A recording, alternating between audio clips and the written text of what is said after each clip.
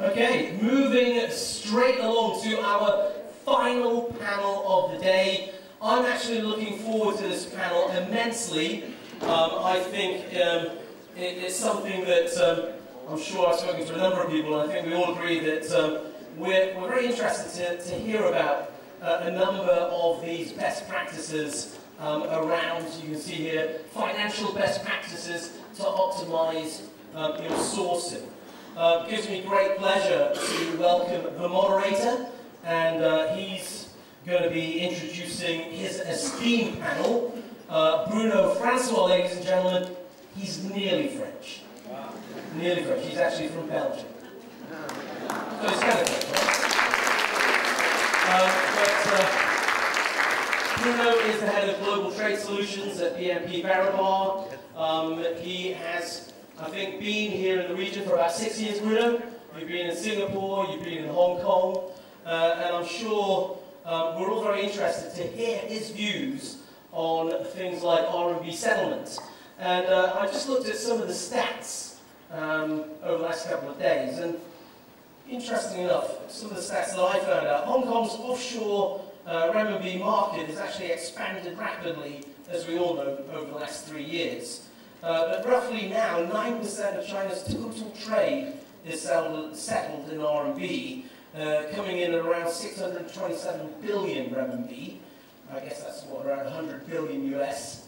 And that's been deposited in a number of the Hong Kong banks at the end of 2011. So I think we've got lots of things to talk about around that RMB settlement issue. But I'll hand over to you now, Bruno, to introduce your panel. Thank you. Thank you, Anson. So good afternoon, everyone. So I will try to animate this panel to make it more interesting as possible. Talking about financing is sometimes a bit boring, so I won't be surrounded by bankers, because I'm sure after 5 minutes everybody will sleep. So we have a very diversified panels of people coming from the industry. So I would like to call first Christophe Bataille from Tesco. He's the financial director of Tesco International Sourcing.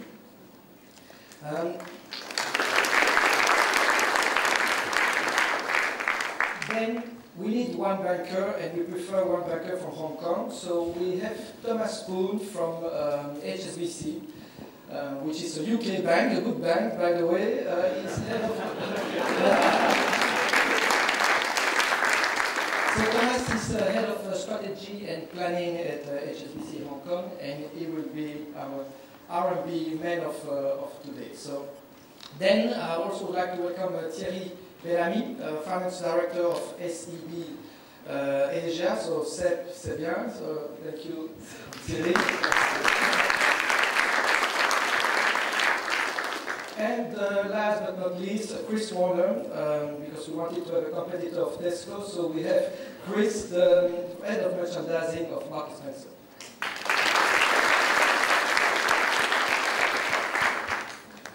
So you see a very well diversified panel.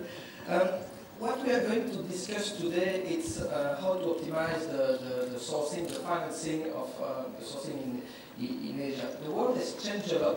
In the past few years ago, I don't want to say that the financing of the working capital or the sourcing was not an important topic, it was important, but the issue was probably less obvious. Labor cost in China was cheap, the raw material was also not fluctuating that much, suppliers had access to financing, and then all this has changed. The financial crisis hit the sectors.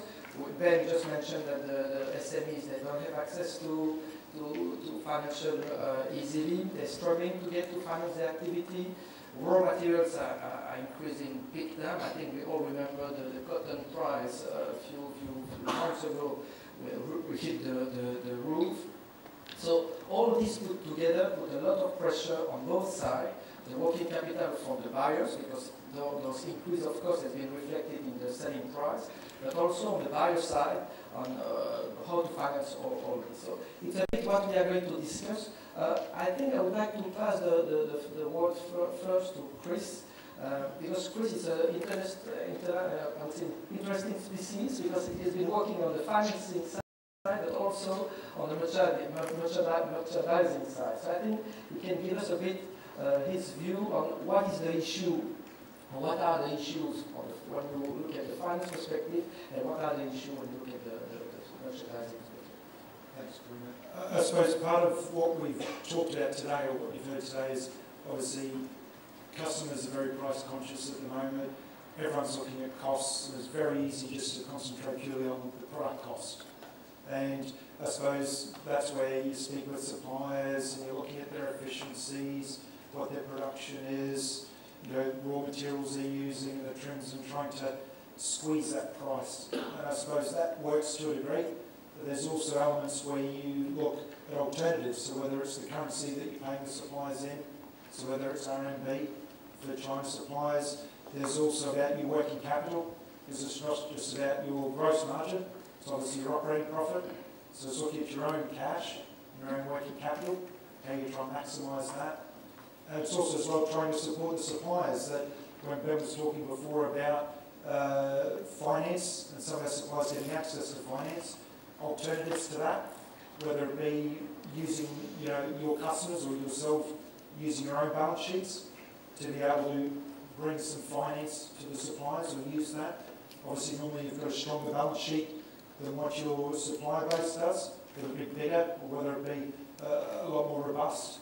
So I suppose there's options that way that you can actually look to squeeze a bit more benefit out, and at the end of the day have a bottom line that's obviously stronger. Thank you. Chris, you just mentioned, and Anson also start with the RMB, so the currency mismatch between most of the buyer, if you are in Europe, you are Eurozone, you sell in you buy in USD to Chinese who are basically RMB based in terms of cost. So all this creates a mismatch of currency.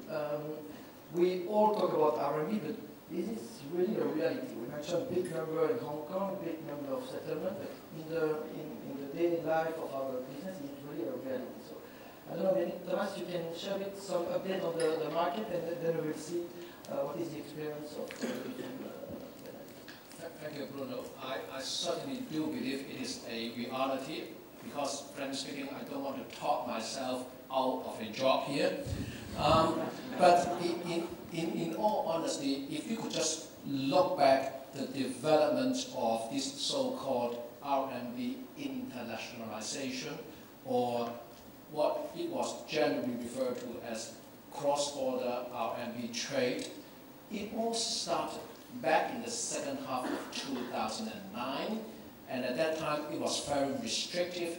Only 5 Chinese cities and only Hong Kong, Macau, and the ASEAN countries were allowed to trade with each other in RMB.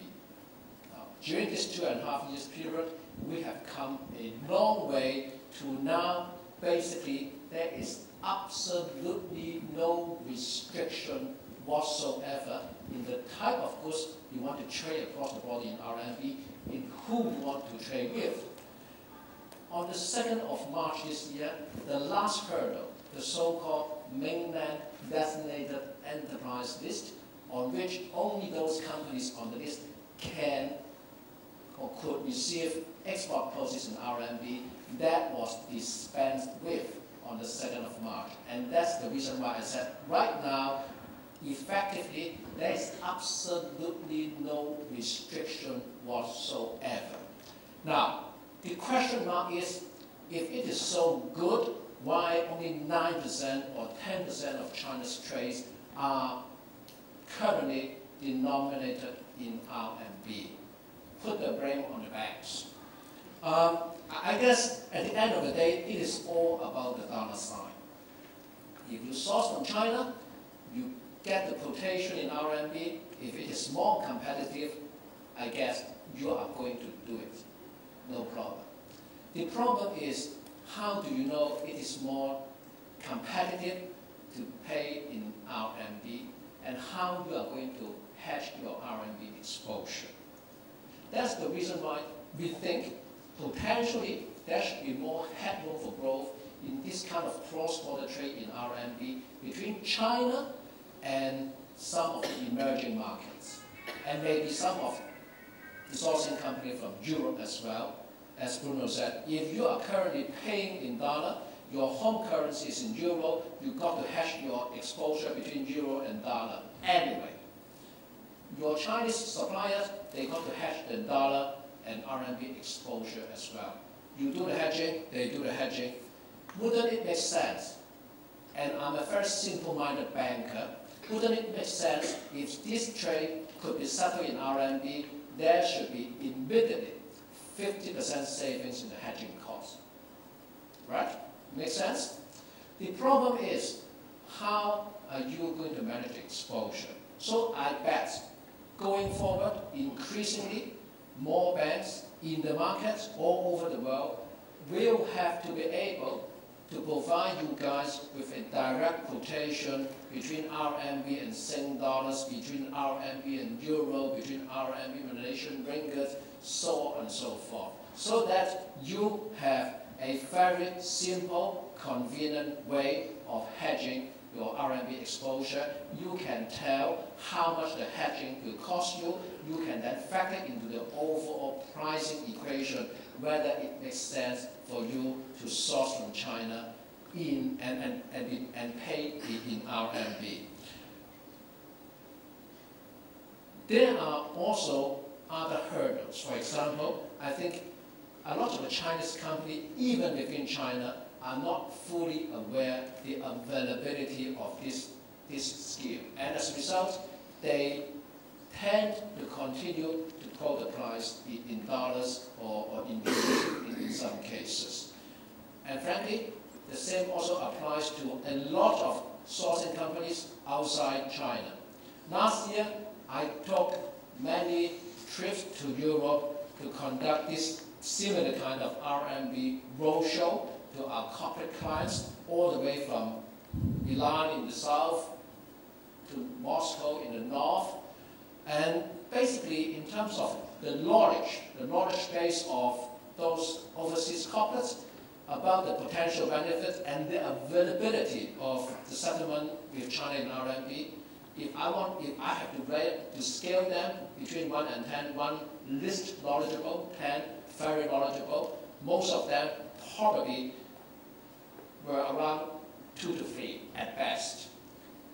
So this is something that both the Chinese government, the banks as a service provider will have to do more, and that's one of the reasons why I'm here this afternoon.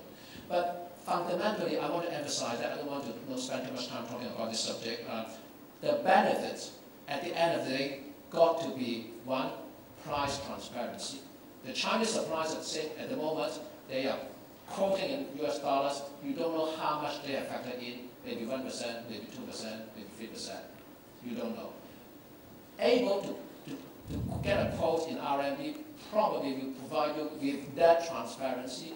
You are getting the most competitive offer. As a result, it should help you to save some transaction costs.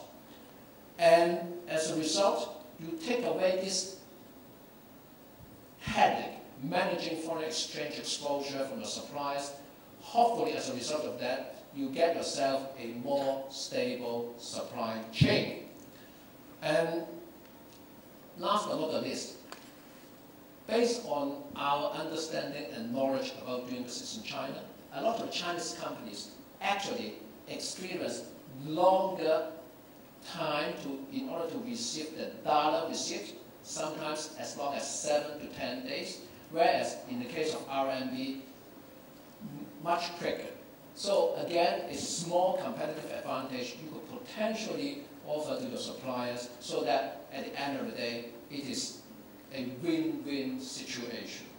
I stop there. I hope at least I have given you a little bit of insight about the potential benefits of using RMB for settling the trade with China. We are very bullish about the prospect of this piece of business. As it was mentioned earlier on, currently only 9%, 10% of China's total trade are denominated in RMB. Being an optimist and to make sure that I still have a job to return to in a year's time, we think there's a lot of headroom for it to grow. Thank you. Thank you, Thomas. Bon, you put the blame partly on the bank. some suppliers, they put the blame on the clients because they say they are struggling to find buyers overseas willing to pay in RMB. And when I speak to the buyers, they say my suppliers are not aware of these RMB things and they prefer to be paid in USD. So I would like to ask Christophe, you as a buyer from Market Spence from Tesco, what is your experience? Are you moving to the RMB? Is it something that you have in mind? You have some experience to share on that? So it's going to be quite consistent with what you just said. It's a big project for us, so it's a strategic decision to move towards R&D. And we do it for 4 reasons, so primary reason and 3 secondary reasons. And there are 2 constraints. So the primary reason is transparency. But it's not just transparency on the hedging or complicated stuff like that, it's transparency on the evolution of the cost price. Today, the discussion is raw material, aluminium, labor, energy, duty sometimes, and appreciation of dollars. It's all packed up, and the discussion is a mix, and then the average is what, 7, 10%, whatever. And the true discussion on costs at a sort of below material level is, okay, so units of value of labor, units of value of cost, and all in like-for-like currency. Now, that's the way to have your toughest discussion on cost. And to do that, you can't do it when you start mixing currencies. It just pollutes it. And our primary objective in moving to RMB is to be like-for-like in the discussion within the level of the breakdown of the cost. That's the primary objective. Probably the less sexy one. It's not about clear hedging, saving, or something like that. But that's a real discussion because the potential in negotiation is very significant. It's all about transparency. And even in Tesco, we still have room, quite a room, before we are able to say that in all our products, between electronics, general merchandising, or clothing, we have that level of understanding of how the cost is made. Now, that's the primary objective. There are 3 valid secondary objectives. The one where there is real cash to be made short term is the built-in appreciation of dollars by the supplier. Now, today, all supplier makes a bet of 5%, 3%, well, we've seen the graph, what was it, 25% in 5 years. Everybody makes a bet on it. It's reality. Whether they say it or not, that's what they make. And when you compare that to what the market says for 6 months, for 3 months, it's just not the same. Now, that's an opportunity gap. And today, we are in that transition period when it's free for all. Some will be very precise, some will be, I don't know, 5%, 10%, whatever they feel comfortable with. Now that's a real short-term opportunity. The third objective, third benefit, is a bonus one. It's the differential between onshore and offshore. It's real. But it's a bonus one. It's one not to count on, but when it is favorable, like we've seen in November last year, October, November, I mean, that was 2%. That's material on cost. Purchase 2%. And it's quite significant. Now, but that's the bonus one. Now, the fourth one, the fourth benefit, is simply not to be behind the others. It might sound obvious, but we're discussing with colleagues in sourcing.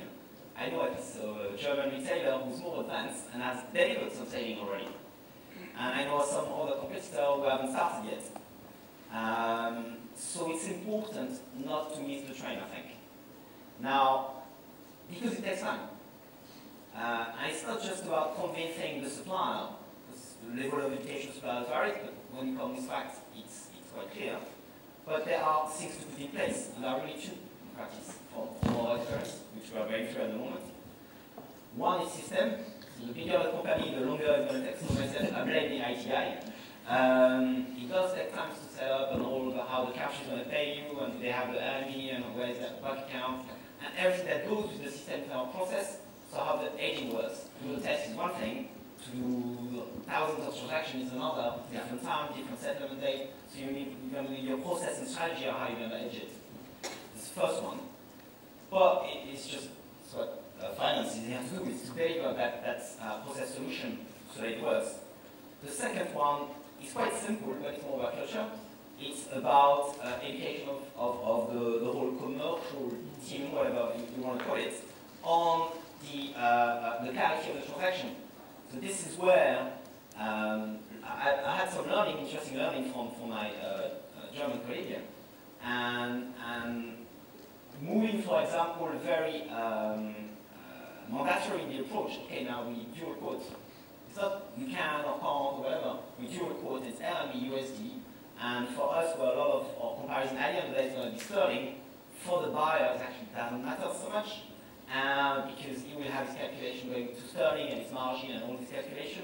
The first reaction, which is actually my USD, I can compare it to India, I can compare it to basically all the other countries where we put from, yes, but at the end of the day, it's a sterling one. So whether it's in euro, in USD or in RMB, it's the same. But still, it takes a little bit of time to even put the simple tool in place that goes with it, the quotation sheet, that kind of things. So to echo what you said, for us transparency is the number one. There are other benefits, but it does take a little bit of time just to implement it. So our clear position is that's the strategic direction for the future. There's just no way back. Good. Thierry, maybe you want to add a few things? Yeah, quickly. I think these two gentlemen have summarized pretty well the kind of benefits you could get by transacting in RMB. As far as we are concerned, we are still kind of contemplating whether we should go for it or not. The additional dimension and benefit we could get is purely from a financial perspective. 3 years ago, basically, we made a big acquisition in China. So basically, today at the group level, there's a big income in terms of RMB. By switching our purchasing from US dollar in RMB, then we could be able to make some kind of natural hedging. So on the top of business perspective, we're really looking at it from a financial perspective. But we haven't started yet. Probably we'll make a trial this year with another group company located in China. You want to add something on? I suppose the only thing is the same as Christophe in terms of our experience in trying to do it. I suppose one of the things is it's also about risk. At the moment, the supplier base is effectively pricing in the risk of what's going to happen with the RMB, or pricing in the uncertainty that they didn't have a number of years ago. And so the more that we can take control of that as customers, the easier it is for us to be able to do it with our costs.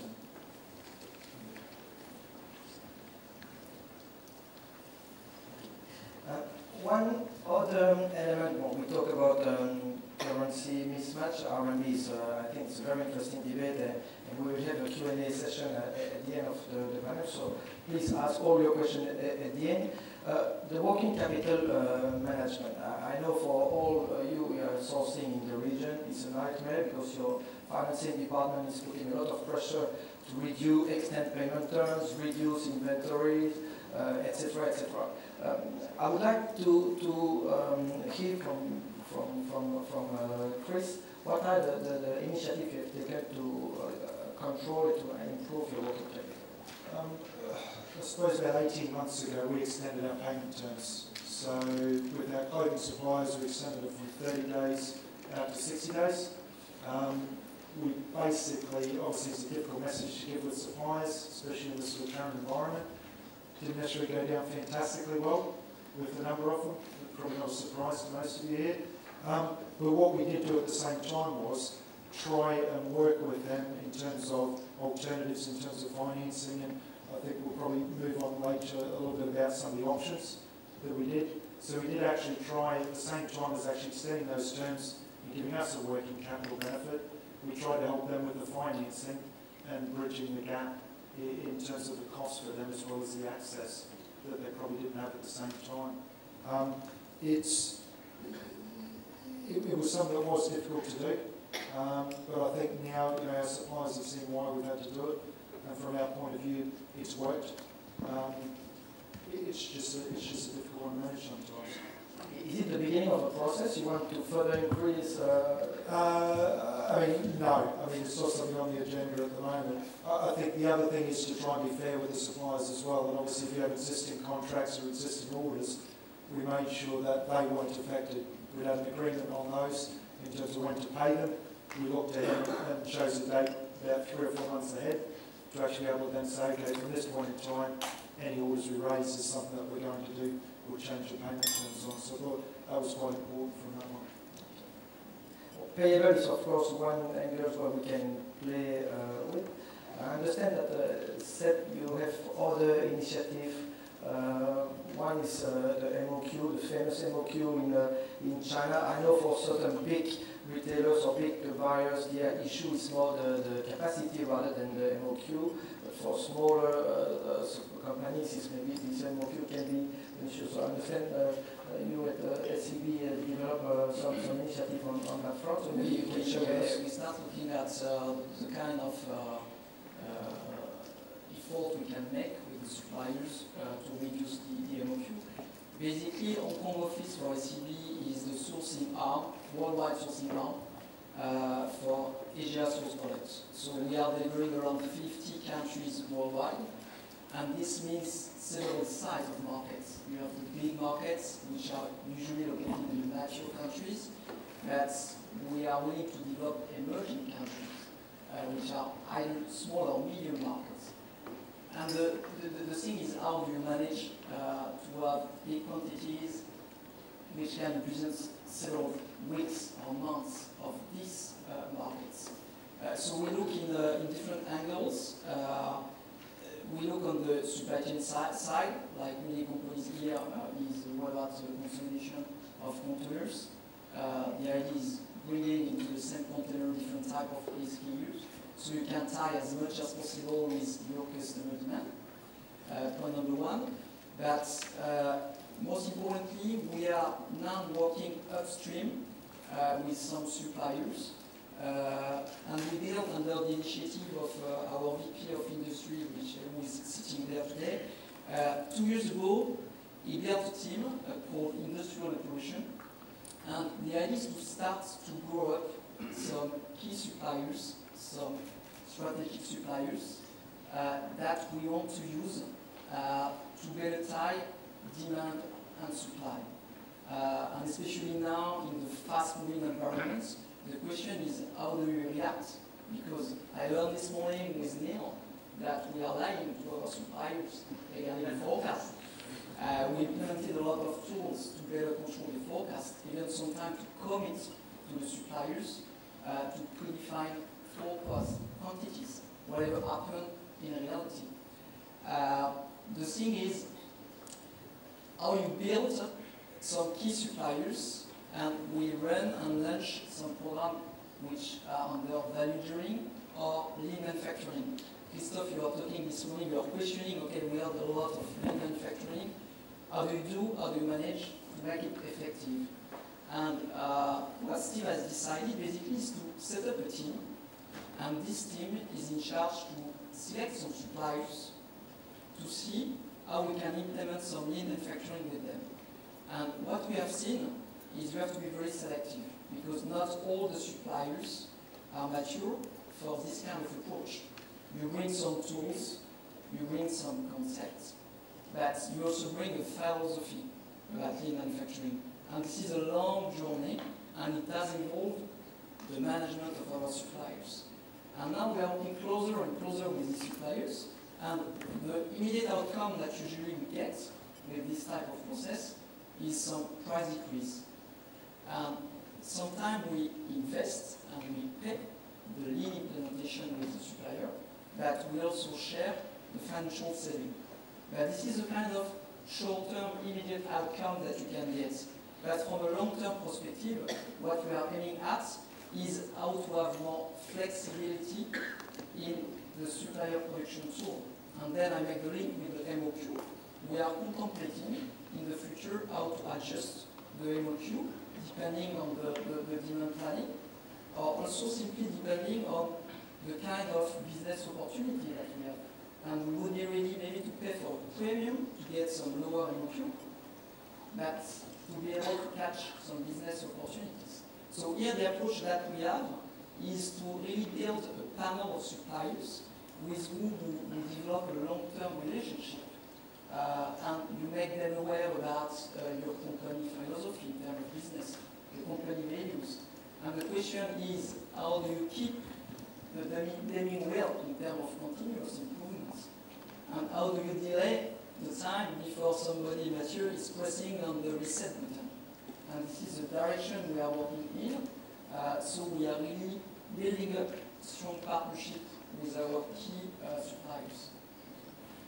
Maybe, Christophe, you want to add on Tesco side, the initiative you're getting on quantity management?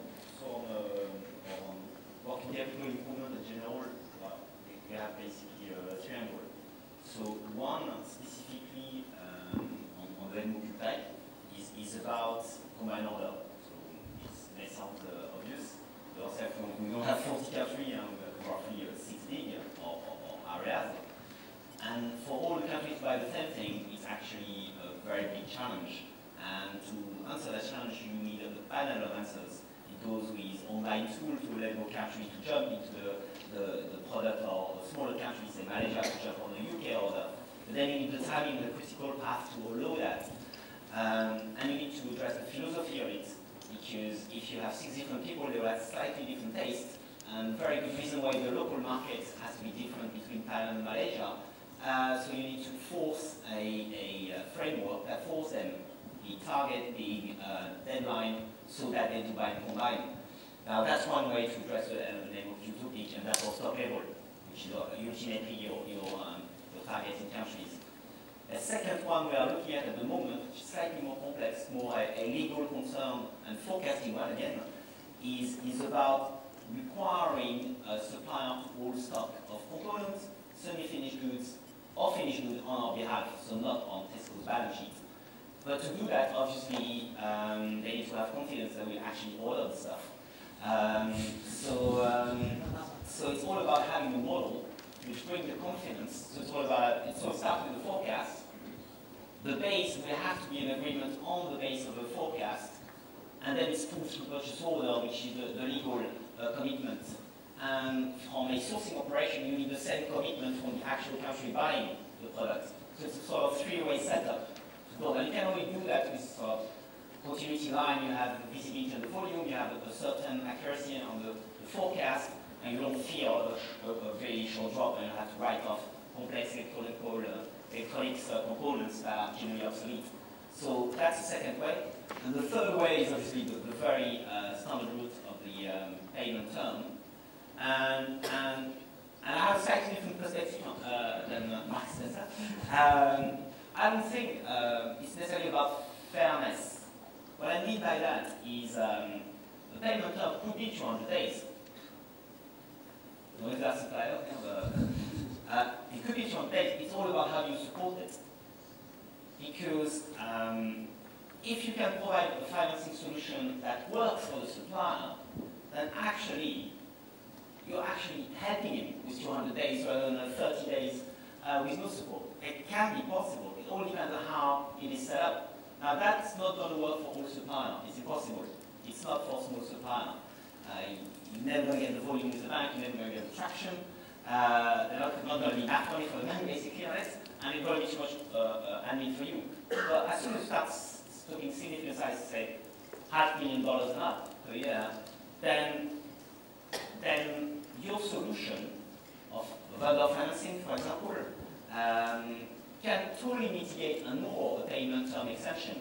Now, this is an angle we've invested a lot in the last 5 years in Tesco, and that entirely mitigated for nearly 60% of the volume of Tesco increase in payment terms. So it's 120 days with a labor plus 1–2% rate is better than what you're going to get in India today on a USD account. Anyone. So as long as the supplier can agree with their own bank that their own credit line will not be affected by that, then it's actually a pure win-win solution. It's leveraging risk. And that to us is what we think is the cleverest way to address working capital, because it's about a three-way party where we're moving a risk from a random Chinese, Indian, Bangladeshi supplier that the bank will put a premium on that risk to a big company where the risk is obviously lower. And that to us is one of the three ways we're looking at improving working capital. Christophe, you mentioned vendor financing. When you say extended payment terms, you are not aware that in pulling on the suppliers, one day the rope will break. If we follow the reasoning, it seems to work.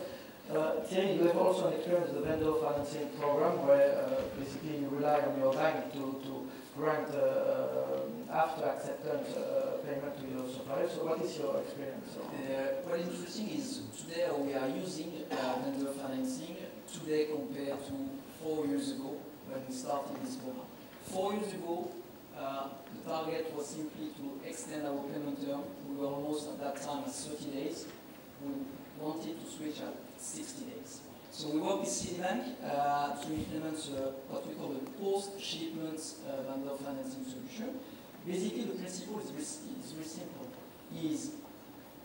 Unlike the factoring, vendor financing usually is initiated by the ordering party. And the concept and the mechanism is very simple, is how you give your suppliers the possibility to cash in your receivable before the maturity dates. So usually you have 3 parties involved. You have yourself, the supplier, and your bank, acting as a factor or paying agent. And today the way we are working is very, very simple. For the supplier, as soon as the shipment has been made, he just simply sends the invoice to us, and against our invoice approval, we make the invoice available for financing, again, against the discount rates. The main feature and advantage for the suppliers are many. The first one is obviously, as we mentioned before, is enhance their working capital by shortening the cash conversion cycle. Point number one. Point number two, it's very easy, flexible to manage. We work with our suppliers with open accounts. Every time we approve an invoice in the ERP, we make it available in the e-banking platform, and they can decide invoice by invoice whether they want to discount it. So it's very, very flexible. Unlike the factoring, the decision we have made is to let the supplier access to 100% of our invoices, while usually under the factoring, only 70–80% are made available for financing. An important point is for the supplier, it's a good way to reduce their risk mitigation, because the way we are working today is on a non-recourse basis, meaning when we have a proven invoice, we have to pay it, and we have to pay it to our bank. And here you have also to, I make the link with what I was saying before. We are very selective in the type of supplier we are offering this type of solution, because as I mentioned before, it's on a non-recourse basis. So you have to make sure that the situation with the supplier is trustful enough, so you have not any willingness to hold the payment, cause any litigation before the maturity date. And last, and I think it's the kind of beauty or the biggest feature of this type of program, is you let them access to the credits based on your own credit standing. Meaning the bank will borrow them the money, make the cash advance based on your credit